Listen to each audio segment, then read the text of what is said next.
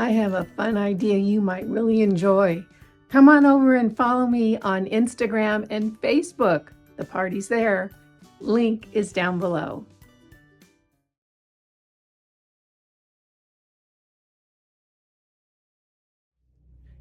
If you want your house to smell amazing during the cozy winter months, I'm telling you ladies, throw on a slow cooker pot of bone broth. It smells so good. And my favorite thing is to put it all together in the evening and then go to bed. And I wake up in the morning and oh my gosh, it smells so good. So good. It is just so delicious. So this pot of bone broth has been cooking for 2 days now. And what I put in my bone broth is bones. Just regular soup bones, but I use all grass-fed, grass-finished bones. So I get my bones from the same people that I get my beef from. So I throw in some bones, and in this batch, I actually threw in about 2 pounds of oxtail. So there's some meat in here as well. And then I put in some carrots. There's 5 or 6 carrots in this batch. And then I chop up an onion, just really rough chop. And I add spring water, really good water. I don't salt it when I'm cooking it because I just save the salting for when I'm making the soup with the broth. So this has been cooking. You can see it's all mushy and yummy. There's one of the oxtails. This has been cooking for 2 days. It makes the house smell so incredible. Here's one of the carrots right there. When it's done, and it can go anywhere from 24 to 48 hours or maybe even more, what I do is I separate the liquids from the solid. So I strain it and the liquids go into a container, and that's what I use to make a soup with because that nutrient dense bone broth is so good for you. It's got all kinds of yummy goodies in there, and I'll make a soup out of the broth. Now the solids, what I do is I strain them and I go through them and I take out the meat and put that in a separate container because I'll put that over like mashed potatoes or something for lunch. Really flavorful because it's been cooking. And the bones, I'll pull out the bones and I'll make another full batch of bone broth with those bones. So I'll use my bones at least twice. I've even used them 3 times. You're going to get a little less of the nutrients each time, but they're still really good. Definitely, I wouldn't throw the bones out after just 1 batch. And then the carrots, I actually separate those out and give those to Lucy, my pup, because they've been soaking in that nutrient-dense bone broth for days. It's really, really good for them. Dogs love carrots. So these little carrots right here, I actually pulled some out last night when I was feeding her, and I just put one of the little carrots, you can see one right here, in her dish and just mashed it up with her food, and she loves it. So easy to do. You just throw everything in the pot, you let it go for a day or 2. Your house will feel yummy. Your next pot of soup will be so delicious. Your doggy gets a treat and you have bones left over for another go round.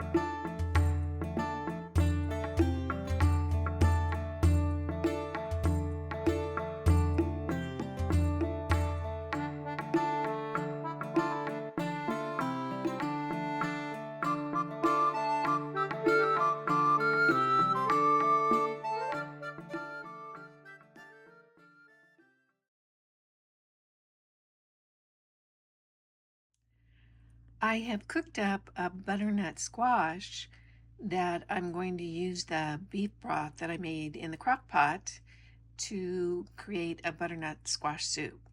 What I do with the squash is I just cut it in half and put a little olive oil over it, and I wait and take out the seeds after it's cooked because, oh my golly, taking those seeds out before it's cooked is so hard. So I just wait until after it's cooked and they come out so easily. In addition, with my butternut squash soup, I always add a can of organic pumpkin puree. This really seems to just deepen and make the flavor a lot richer. Really yummy, makes it a little bit thicker, and just adds to the flavor. So this is how I'm going to use that beef broth that I cooked up, and it's gonna be yummy.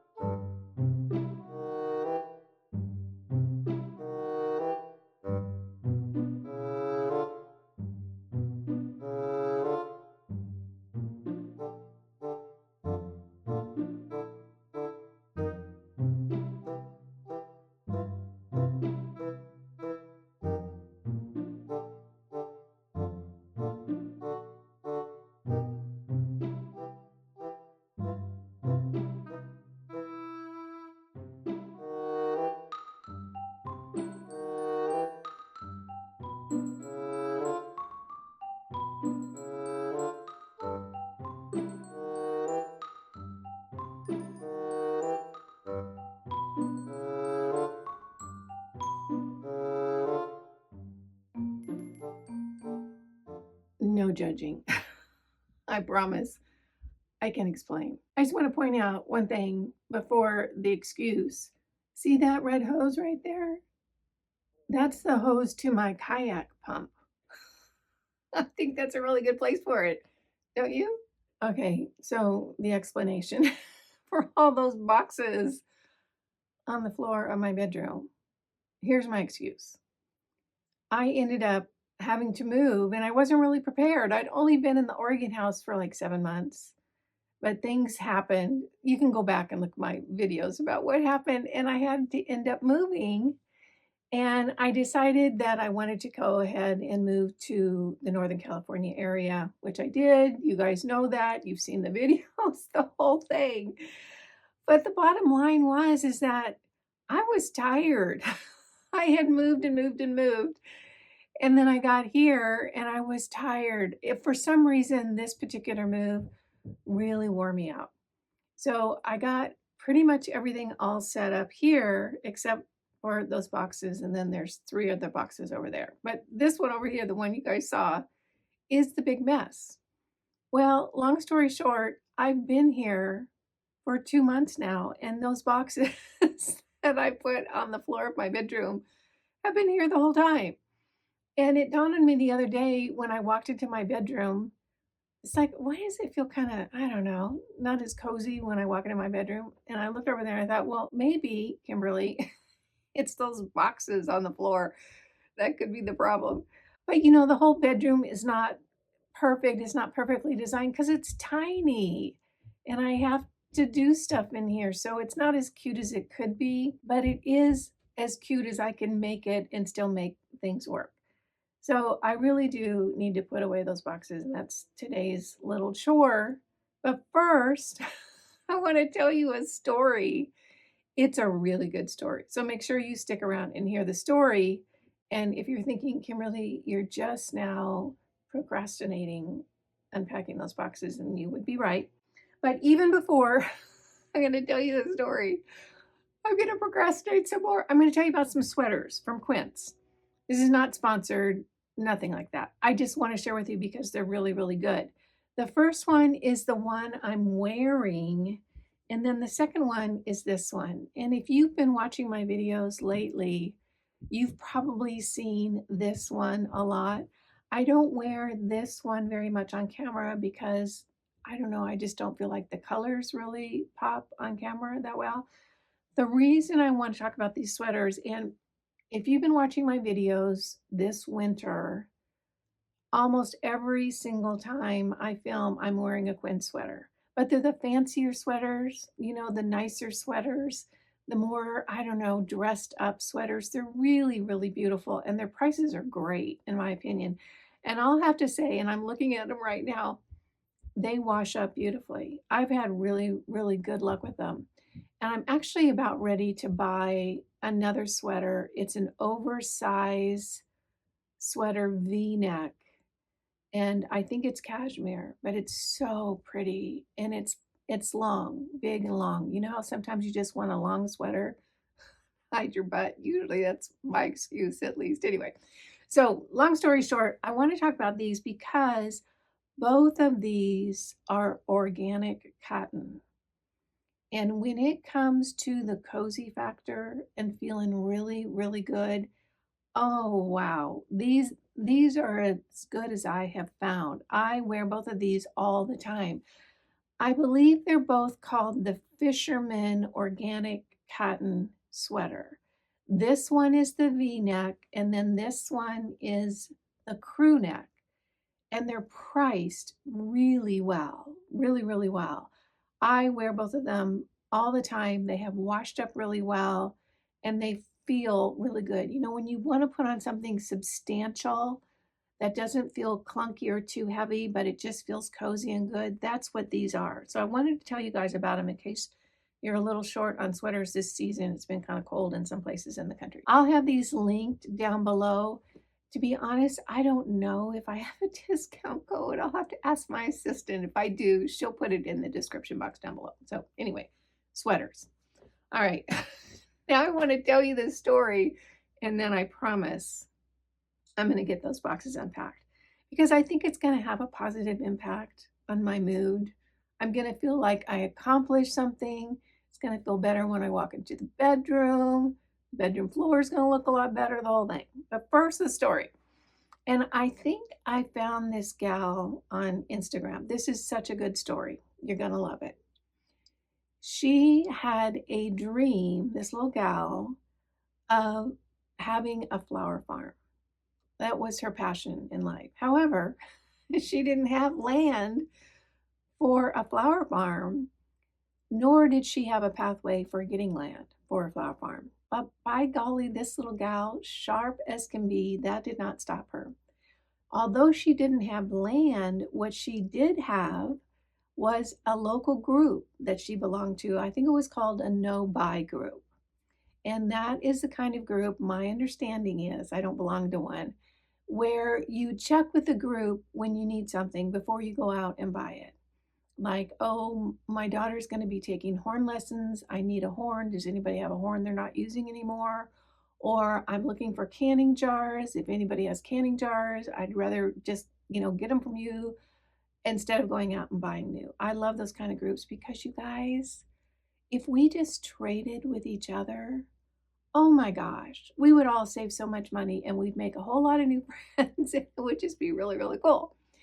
So she was in this no-buy group and she thought, I am going to post my desire to grow flowers and see if anybody has any land on their property, a little garden bed, a little garden area, anything where I can grow flowers.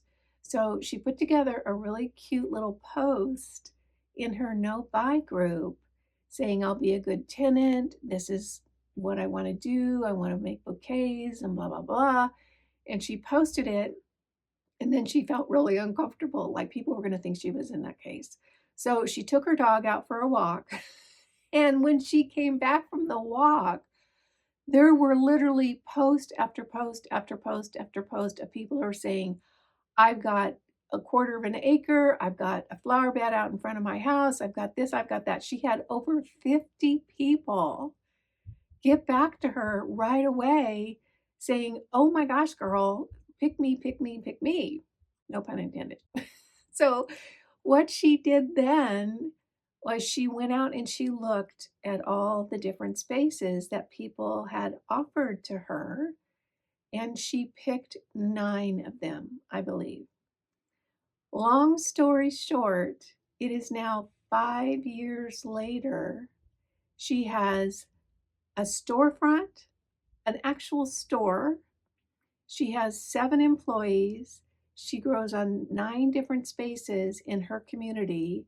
She gives workshops. She does flowers for weddings. She does flowers for events. She has a bouquet subscription service. The whole thing has just turned into this incredible small business that has enhanced her life immeasurably.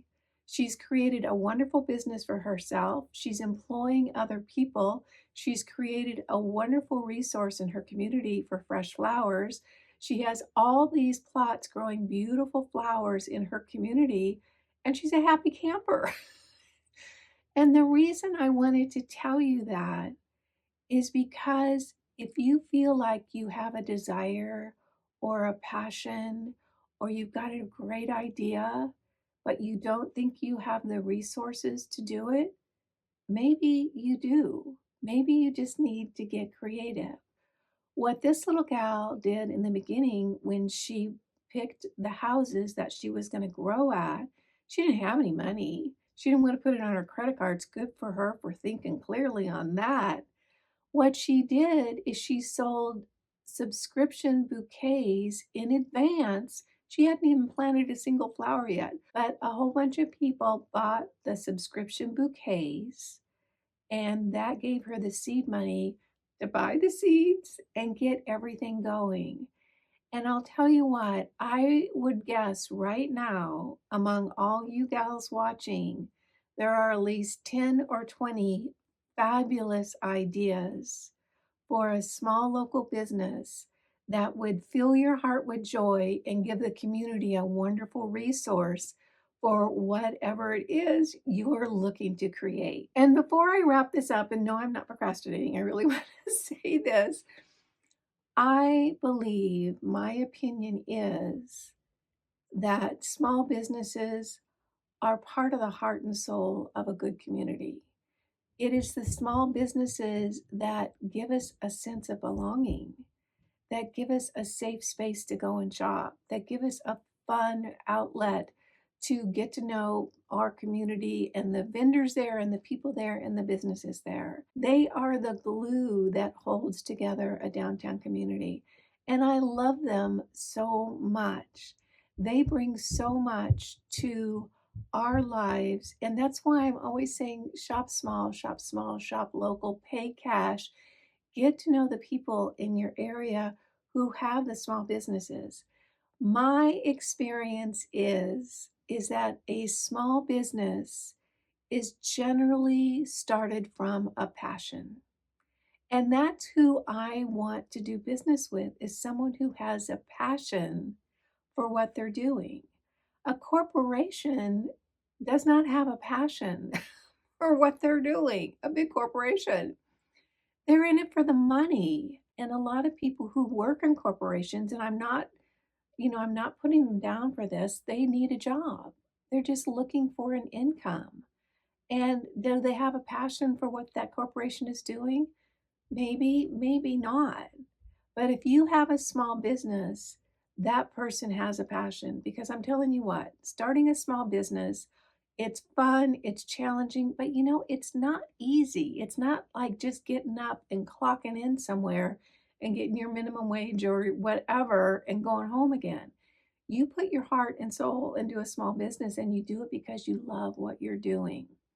So I want to kind of wrap up, and then I promise I'm going to get busy at my chores here by saying, if you have an idea for a small business, girl, go for it. You can figure it out. Just be creative. Look at what you have in your community. Who can you connect with? And if you're looking to shop, oh my gosh, shop local. Even if you live in a big city, there's probably a little local market right down the street from you. Look around for the guy who's been fixing shoes and making keys for 35 years, and now his son is mostly running the business. Those people have a heart and a passion for what they're doing. And my experience is they generally do it a whole lot better than the corporations. So my love for small businesses, small local businesses runs very, very deep. And I hope that you'll spend a few moments this week either looking around at how you can make your small business idea become a reality or supporting the small businesses in your community.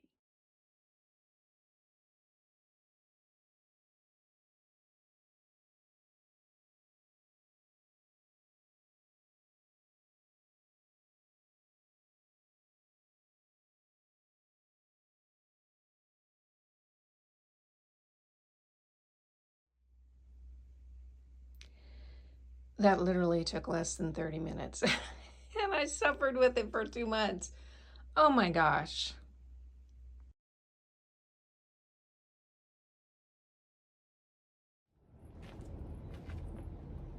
Can we take a moment and just appreciate how adorable this front walk is? It's just so stinking cute.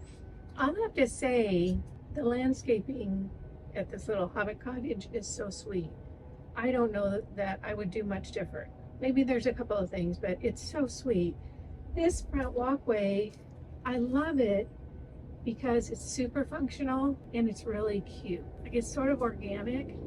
It's lined with large boulders, rocks, and then there's the risers are board, and then there's just DG and gravel along the steps, and then there's this little, I don't know, ground cover. It's so sweet, adorable. I just love coming home because I get to walk up these steps. So you're probably wondering, why do I have a hammer in my hand? Well, I have a project. I have this walkway up to the house, and then I have this really, really sweet side yard that is so cute, so cute. We'll take a look at it a little more later. And I want to be able to have Lucy, my little pup, out here without me being out here, particularly when the weather gets warmer. So what I want to do is kind of fence this off.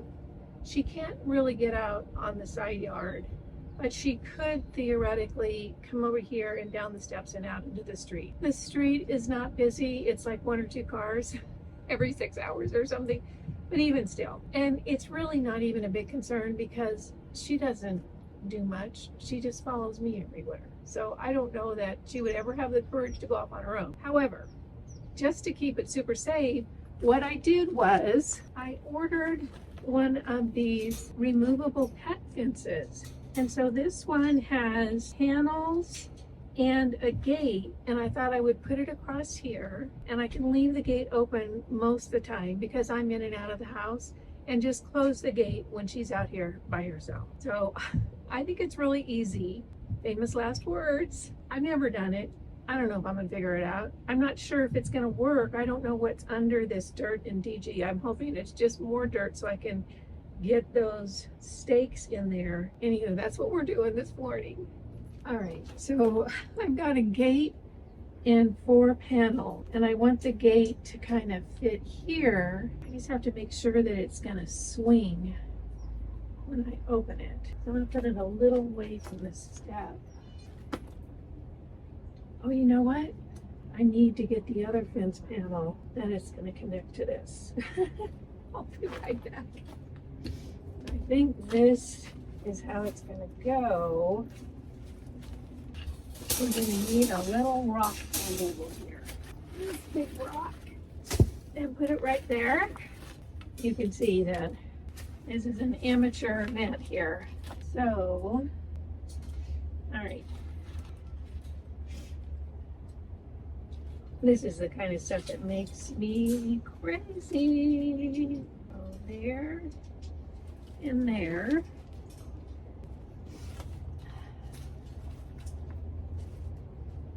There. All right, I think we got it. I don't have to make this super duper rigid because she's not a problem solver. Lucy, that is, Lucy's not a problem solver.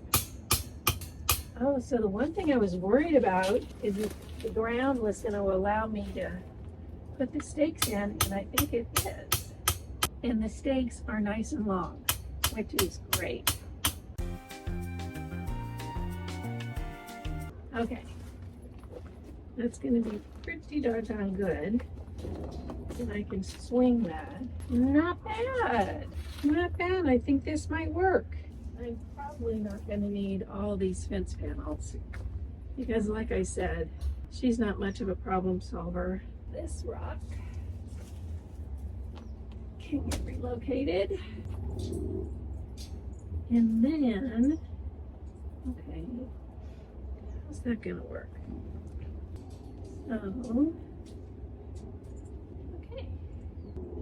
And then, I know you guys are thinking that I should be brilliant at this, but I'm not. I'm just sort of normal at it. Let's put this right here.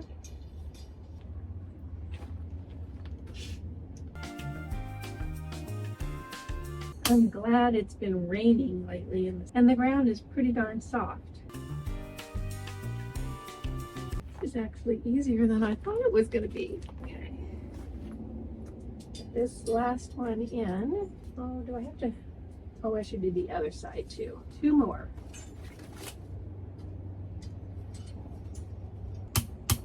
All right.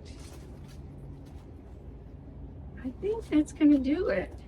I'm not worried that there's a little bit of space on either side because she's not an escape artist. She's a stay by me and have me pet her artist. So that should do it, sweetie. What do you think? Good? Thumbs up? This pyracantha bush has been on my naughty list since I moved in. It really does not belong here along the walkway. The walkway's right here. It's more of like a background bush or a privacy bush. It really shouldn't be here. I actually was thinking about getting a hold of the owner and saying, hey, can I rip that sucker out of there and plant something else in there? And I thought, I don't know. I'll just leave it for now. Anyway, what I'm going to do today is trim it. And then I thought what I could do is just go to the gardening store and get some twine and some eye hooks and train it so it trains more up towards the fence. So I'm not fighting with it every time I walk down the walkway. So I'm going to trim this, and I want to talk about something while I do it, and that is yoga. I know that probably doesn't sound like it goes together, but that's what we're doing. So I don't know if these clippers are going to do this all the way, and my hair is getting in the way. So what I want to talk about yoga is, on the times that I have really paid attention to women who I think are healthier and fitter, I've noticed two things. These clippers aren't going to get these thicker ones. The first is that if you want to change your body the quickest, and this is just observation from, my personal observation, you want to change your body the quickest, lift heavy. Absolutely lift heavy. That will change things right away. And it changes more than just the shape of your body. It changes your metabolism and your body composition. I mean, so much. But the women that I have known throughout my life that have done yoga, they stay simpier. And what I mean by that is they're super energetic, they're super bendy, they don't have the old, I don't know, what do you call it, sort of aging posture and mannerisms, which is me because I can get schlumpy. That's the biggest thing that I notice with myself is I can really get schlumpy. And I know why. It's because I spend a lot of time sitting because I'm a crafter. And crafting, you sit a lot. I spent decades as an illustrator sitting at a drawing board illustrating. So I am, a world-class sitter. I can sit really, really well. And what that has done, I think, for me at least, is probably made me not as flexible and bendy and that sort of thing in the lower half of my body. The upper half of my body, I'm good because I kayak. But then kayaking is sitting too. I have a point. Stick with me. I swear I have a point. So I have noticed that the yoga ladies, they just stay, I don't know what the word is, more youthful in their mannerisms later into life. And every single year I have told myself, this is the year that I'm going to start yoga. And guess what? I am now 69. I still haven't started yoga. And you yoga gals, this question is for you. And my question is, I'm 69. Is it too late? And I know what you're going to say. You're going to say it's never too late. You can start yoga at any age. It's like, okay, I would say the same thing to someone. But is it really too late? That's what I wonder. I wonder if the schlumpiness that I can fall into is kind of baked in now. And if it's not too late, then I definitely would like to spend some time and energy, doing the whole yoga thing, because I'd much rather be all bendy and energetic and that sort of thing than all schlumpy like I can tend to be. So I know you're going to say, oh, you can do it, but I want to know, can I really? And then the second thing I want to know, and this is for you yoga girls, what should I focus on? Like, what should all of us focus on if we're deciding that, yoga is what we want to do? Because I definitely would prefer to stay youthful and bendy than, I don't know, all stove up and schlumpy. So go for it. In the comments, gals, let me know.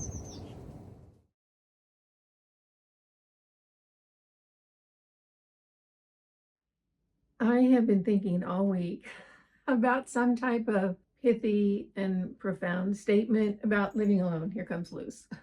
She can tell when I start talking. And after thinking all week long, I got nothing.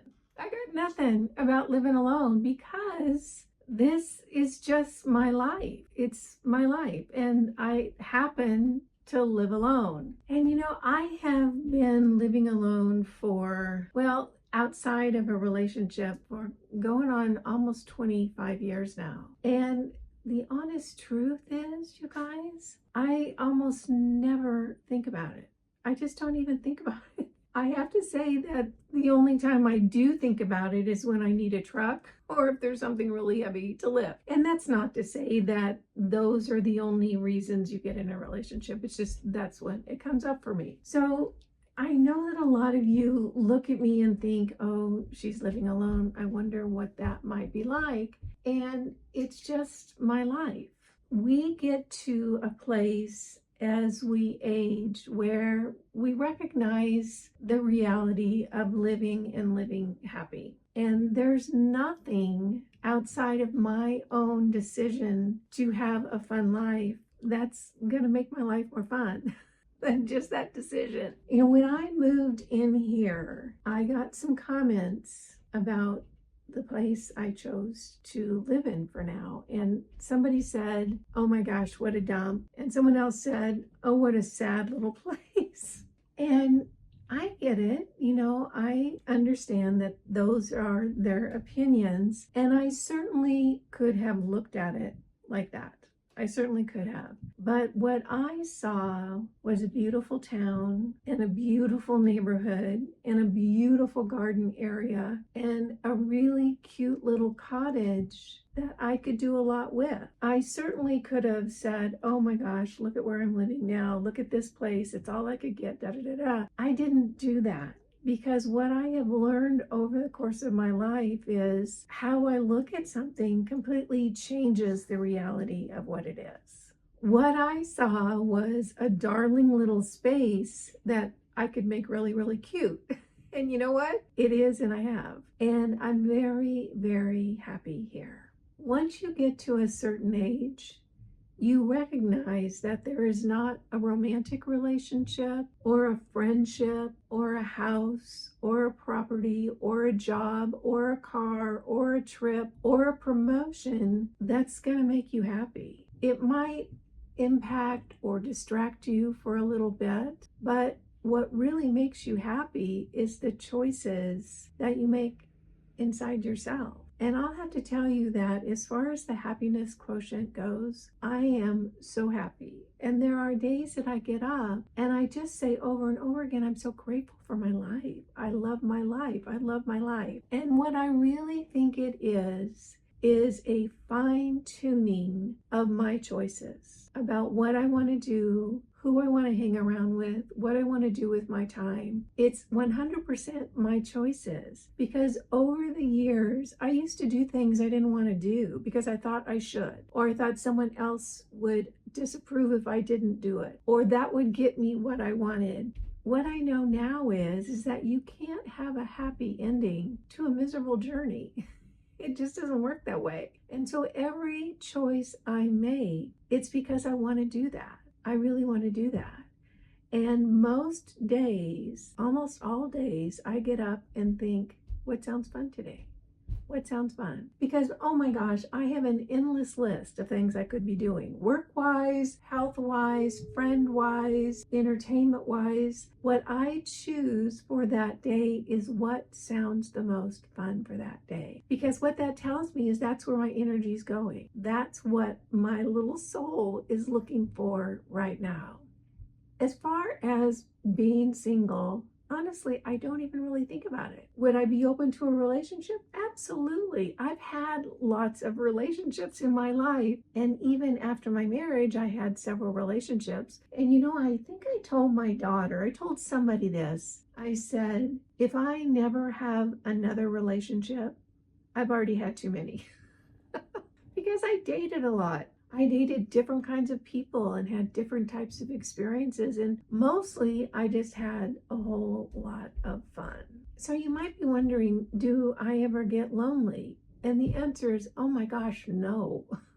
No. As a matter of fact, there are times when I was just like, I'd like to have 24 hours or maybe even a whole week where it's just peace and quiet for me. I just have a lot of connections and I have a lot of things that I love to do. I am interested. I'm interested in people. I'm interested in things. I'm interested in this planet. I'm interested in doing a lot of things. So my list is ever growing and ever long. I'll never do all the things I want to do, but my life is not lonely. It's very, very full. And again, I love my life.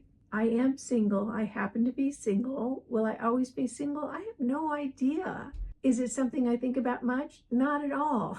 What I think about is fun. Is fun. What do I want to do next? You know, I have told girlfriends in the past that if I was dropped off in the middle of the desert with nothing around, I'd be organizing the geckos for happy hour line dancing. It's just the way I am. I'm just going to look for the fun thing regardless of what's going on. So those are my less than profound thoughts on living alone. I guess when it all comes down to it, I think again, and we all know this at this age, it's just a mindset. I don't have any patience or interest in being in a prolonged, miserable state. I just don't. Does that mean I never get sad? No, it doesn't mean that. Does it mean I never get upset? No, certainly doesn't mean that. But it's just not where I live. If I experience something that is less than fun, I will experience it. I will feel the feelings. I will sit there until the feelings dissipate, and then I'm moving on. And probably won't make that choice again, whatever it was. But my mindset, particularly at this age, is to just enjoy my life. So when I say, do the thing, have the fun, be kind along the way, I'm serious. I can't think of a better way to live a meaningful life.